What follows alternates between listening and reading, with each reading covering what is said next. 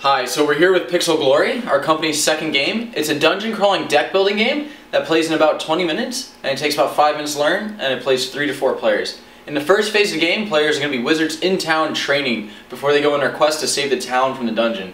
They're going to be working together to kill all the monsters in the dungeon.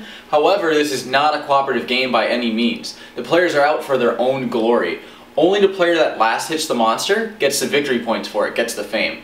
Again, in the first phase of the game, players are going to be drafting spells in town using an auction mechanic. The way that's going to work is players are going to have an auction hand ranged with values 1 through 9. They're going to be placing a bid at the same time and then revealing simultaneously once all bids have been placed. Now, the highest bid is going to get first pick, so in this case 8 will get first pick on the cards, and they're going to pick the best card for their deck. The second highest bid will then get the second next card, and then the last will be left with no choice and get the final card. Once all the cards have been selected, new cards will replace, and another monster will enter the dungeon, and we're going to repeat that process until we have 9 cards total, and there's 13 monsters in the dungeon.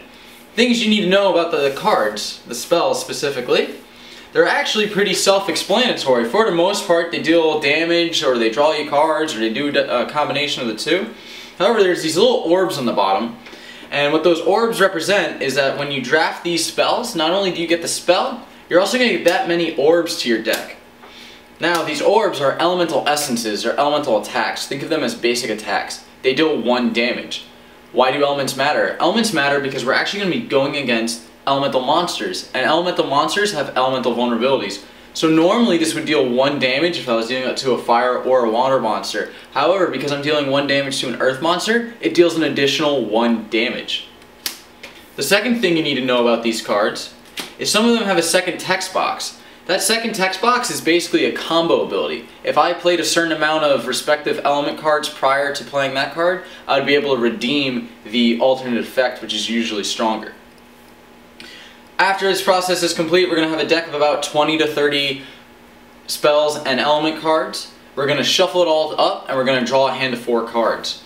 We're then going to enter the dungeon. Once we're in the dungeon, there's going to be 3 monsters out at a time.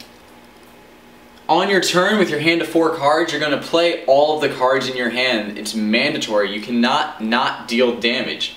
If you kill a monster, fantastic. It is yours until the end of the game, and you get rewarded for fame by it. Those are the victory points. Also, you may shuffle your deck and your discard back together if you kill a monster, which is very good if you use your good spells to kill it. If you do not kill a monster, you're going to be rewarded with a combo point. Combo points are fantastic. You can turn 3 of them in to instantly kill a monster, or to draw 4 cards, whichever you prefer. We're going to go through this process until we get to the Dungeon Lord, who's at the bottom of the dungeon deck. And when this Dungeon Lord is defeated, the game is over. Now, one thing that you should also know about the playing phase, you're actually allowed to stockpile 1 card. Normally you'll have a hand of 4 cards, however you can bank 1 card, and you can save it till another turn. Other than that, you now know how to play Pixel Glory. Have fun!